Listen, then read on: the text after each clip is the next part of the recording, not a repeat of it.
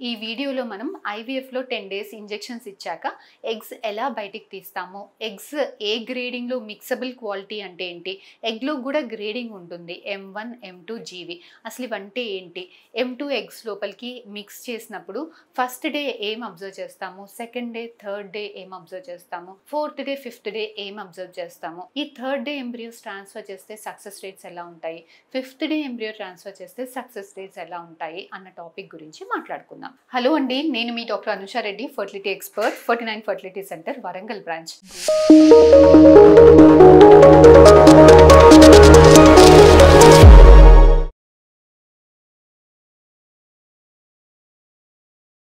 యూజువల్గా ఐవీఎఫ్లో మనం ఇందాక మాట్లాడుకున్నట్టు 10 డేస్ ఇంజెక్షన్స్ ఇస్తాము. ఇంజెక్షన్స్ ఎందుకు అంటే మనకు కనిపించిన ఫాలికల్స్ అన్నిటికన్నీ పెరిగేలాగా.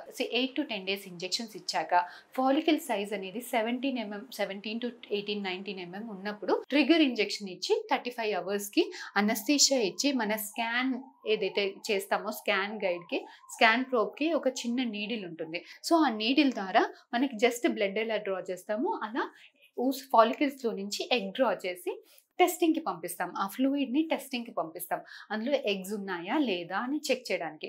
సో ప్రతి ఒక 16 ఫాలికల్స్ని ఆస్పిరేట్ చేసామనుకోండి, యూజువల్గా ఒక 14 ఎగ్స్ అలా వస్తాయి. సో ఈ 14లో మిక్సబుల్ క్వాలిటీ మాత్రం ఒక 10 to 12 మిక్సబుల్ క్వాలిటీ, అంటే ప్రతి ఎగ్ లోపలికి మనం స్పర్మ్ని మిక్స్ చేయడానికి ఉండదు. సో 3 టైప్స్ ఆఫ్ క్వాలిటీస్ ఉంటాయి, M1 M2 జీవి. సో ఈ M2 వెరైటీలో మాత్రమే స్పర్మ్ని మిక్స్ చేయడానికి ఉంటుంది. సో ఎన్ని M2 వెరైటీ ఎగ్స్ ఉన్నాయి, ఈ ఎగ్ క్వాలిటీ ఎలా ఉంది అన్నది మనకు ఒకసారి మైక్రోస్కోప్ కింద పెట్టి చూస్తే ఈ ఎగ్ అనేది ఎలా ఉంది, క్వాలిటీ ఎలాగుంది, ఈ ఎగ్ లో ఏమైనా అబ్నార్మాలిటీస్ ఉన్నాయా లేదా చెక్ చేసుకుని ఈ M2 ఎగ్స్ ని సపరేట్ చేసి ఆ ఎగ్స్ లోపలికి ఇక్సీ పద్ధతి ద్వారా స్పర్మ్స్ అన్నిటిని పంపిస్తాం. సో ఇది డే 0 స్పర్మ్స్ ని, ఎగ్స్ లోపలికి స్పర్మ్స్ ని పంపించి ఇంక్యుబేటర్ లో పెట్టేస్తాం. సో పెట్టేసిన తర్వాత నెక్స్ట్ డే తీసి ఈ ఎన్ని ఎగ్స్ స్పర్మ్స్ ని యాక్సెప్ట్ చేశాయి అంటే ఫర్టిలైజ్ అయినాయి అన్నది మనం చెక్ చేసుకుంటాం. సో ఫస్ట్ డే ఈ స్పర్మ్ ఫర్టిలైజేషన్ తర్వాత 2 సెల్స్ లాగా డివైడ్ అవుతుందండి. సెకండ్ డే ఈ 2 కాస్త డబుల్ అవుతాయి, 4 సెల్స్ లాగా డివైడ్ అవుతుంది. థర్డ్ డే ఇది 6 to 8 సెల్స్ లాగా డివైడ్ అవుతుంది. ఫోర్త్ డే ఇవన్నీ కలిసి ముద్దలాగా తయారీ అవుతాయి. ఫిఫ్త్ డే బ్లాస్టోసిస్ట్ అంటాం, ఒక ప్రాణం ఉన్న బంతి లాగా తయారీ అవుతుంది, దీన్ని బ్లాస్టోసిస్ట్ అంటాం. సో దీంట్లో 3 టైప్స్ ఉంటాయి, 3 లాగా ఉంటాయి. ఒకటి ఔటర్ సెల్, ఇందులో నుంచి మాయ తయారీ అవుతుంది. Second is the blastocoel cavity expansion. Third inner cell mass, ఇందులో నుంచి బేబీ తయారీ అవుతుంది. సో ఇది fifth day embryo. Third day embryo యూజువల్గా గ్రేడింగ్ ఎలా చేస్తాము అంటే ఎన్ని సెల్స్ ఉన్నాయి, ఇందులో అన్ని సెల్స్ ఈక్వల్ షేప్లో ఉన్నాయా, ఏమైనా విచ్చుకుపోయిందా, దీన్ని బట్టి గ్రేడ్ 1, గ్రేడ్ 2, గ్రేడ్ 3 అని మనం యూజువల్గా డివైడ్ చేసుకుంటాం. సో ఫిఫ్త్ డే ఎంబ్రియో యూజువల్గా ఈ ఫస్ట్ ఔటర్ సెల్, ఈ బాడీ లాంటి సెల్స్ అన్ని ఈక్వల్ షేప్ లో ఉన్నాయా, ఒకదానికొకటి అతుక్కొని నీట్ గా ఉందా, ఈ ఇన్నర్ సెల్ మాస్ మంచి కాంపాక్టెడ్ గా ఉందా, ఇలా ఉంటే గ్రేడ్ 1. లేదు ఒక సెల్ పెద్దగా ఒక సెల్ చిన్నగా, ఇన్నర్ సెల్ మాస్ కొంచెం డిఫ్యూజ్ గా ఉంది అంటే గ్రేడ్ 2. లేదు అక్కడక్కడ సెల్ ఉంది, ఇన్నర్ సెల్ మాస్ క్లియర్ గా కనిపించట్లేదు అంటే గ్రేడ్ 3. సో ఇలా గ్రేడింగ్స్ ఎందుకు చేసుకుంటాము అంటే గ్రేడింగ్ ని బట్టి సక్సెస్ రేట్స్ డిపెండ్ అవుతాయి. యూజువల్ గా డే 3 ఎంబ్రియోస్ కి సక్సెస్ రేట్స్ అనేది 15, ఒక బేబీకి 10 to 15% సక్సెస్ రేట్స్ ఉంటాయి. అదే డే 5 ఎంబ్రియోకి 30 to 40% సక్సెస్ రేట్స్ ఉండేదానికి ఛాన్స్ ఉంటుంది ఒక్క ఎంబ్రియోకి. ఎంత మంచి, అదే గ్రేడింగ్ తగ్గుతున్నా కొద్దీ ఒక 10%, ఒక 5%, 10% సక్సెస్ రేట్స్ తక్కువగా ఉండేదానికి ఛాన్సెస్ ఉంటుంది. చాలా మంది ఏమంటారు అని అంటే, మేడం మాకు గ్రేడ్ C ఎంబ్రియో వచ్చింది, ఇది ఒకవేళ పెడితే లోపల గర్భసంచిలో పెట్టినప్పుడు అతికినప్పుడు బేబీకి ఏమైనా ప్రాబ్లం ఉండేదానికి ఛాన్స్, అంటే ప్రెగ్నెన్సీ టెస్ట్ పాజిటివ్ వస్తే బేబీకి ఏమైనా అబ్నార్మాలిటీస్ ఉంటాయా, అవయవాల లోపాలు ఏమైనా వస్తాయా అంటే నో అండి.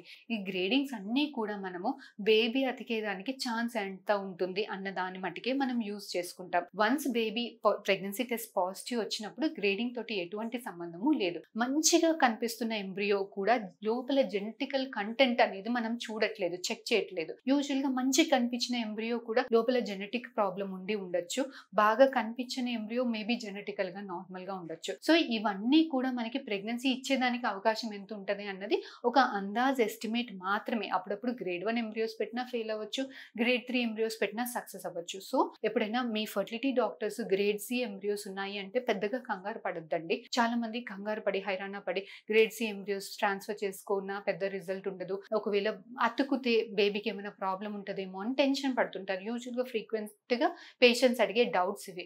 కాకపోతే ఈ గ్రేడింగ్ అన్ని ఓన్లీ ఎంబ్రియో అతికితుందా లేదా అని అందాజ్ ఎస్టిమేట్ మాత్రమే. దీంట్లో జెనెటికల్ కంటెంట్ మనం టెస్ట్ చేయట్లేదు. ఒకవేళ గ్రేడ్ సి ఎంబ్రియో తోటి ప్రెగ్నెన్సీ టెస్ట్ పాజిటివ్ వచ్చినా కూడా వన్స్ ప్రెగ్నెంట్ అయ్యే దాని మట్టుకే రిలేషన్ ఉంటుంది, కానీ ఆ బేబీ జెనెటికల్ కంటెంట్ కానీ అవయవాల లోపాలకి కానీ గ్రేడింగ్ కి కానీ ఎటువంటి సంబంధము ఉండదు. సో ఇది గ్రేడింగ్ గురించి. సో యూజువల్గా 49లో మాత్రం అన్ని ఎగ్స్ని డే 5 మటుకి టోటల్ బ్లాస్ట్ కల్చర్ చేస్తామండి. యూజువల్గా ఒక 10 ఎగ్స్ ఉంటే మనకి డే 3 మటుకి ఒక 6 ఎంబ్రియోస్ తయారీ అయ్యేదానికి ఛాన్స్ ఉంటుంది. డే 5 మటుకి 4 ఎంబ్రియోస్ తయారీ అయ్యేదానికి ఛాన్స్ ఉంటుంది. ప్రతి గుడ్డులో మిక్స్ చేసిన ప్రతి గుడ్డు కూడా డే 5 ఎంబ్రియోస్ మటుకి రాదు. ప్రతి డే 5 ఎంబ్రియో ప్రెగ్నెన్సీ టెస్ట్ ఇవ్వదు, ప్రెగ్నెన్సీ టెస్ట్ పాజిటివ్ ఇవ్వదు. సో మనకి వీలైనంత మటుకి ఎక్కువ ఎగ్స్ ఉండేలాగా ప్లాన్ చేసుకోవాలి. ఎక్కువ ఎగ్స్ ఉంటే దాంట్లో కొన్నైనా ఎక్కువ మంచి క్వాలిటీ ఎగ్స్ ఉంటాయి. దాంట్లో నుంచి మిక్స్ చేసినప్పుడు హస్బెండ్ స్పర్మ్స్ తోటి మిక్స్ చేసినప్పుడు ఎక్కువ ఎంబ్రియోస్ తయారీ అయ్యేదానికి స్కోప్ ఉంటుంది. సో ఇదండి ఐవీఎఫ్ గురించి. ఐవీఎఫ్ లో ఇంజెక్షన్స్ గురించి. చాలా మంది పేషెంట్స్ ఇంజెక్షన్స్ వల్ల ఏమైనా సైడ్ ఎఫెక్ట్స్ ఉంటాయా అని కూడా ఉంటారు. ఈ ఇంజెక్షన్స్ వల్ల ఎటువంటి పెయిన్ ఉండదమ్మా, ఎటువంటి లాంగ్ టర్మ్ సైడ్ ఎఫెక్ట్స్ ఉండవు. IVF is completely painless procedure. Eggs తీసేటప్పుడు కానీ ఎంబ్రియో పెట్టేటప్పుడు కానీ కంప్లీట్ గా పెయిన్లెస్ ప్రొసీజర్.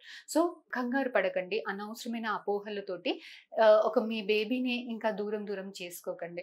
సో ఫర్దర్గా మీకు ఇంకా ఇలాంటి టాపిక్స్ గురించి ఇంకేమైనా డౌట్స్ ఉంటే please do come and contact us. We'll definitely get back to you. Thank you.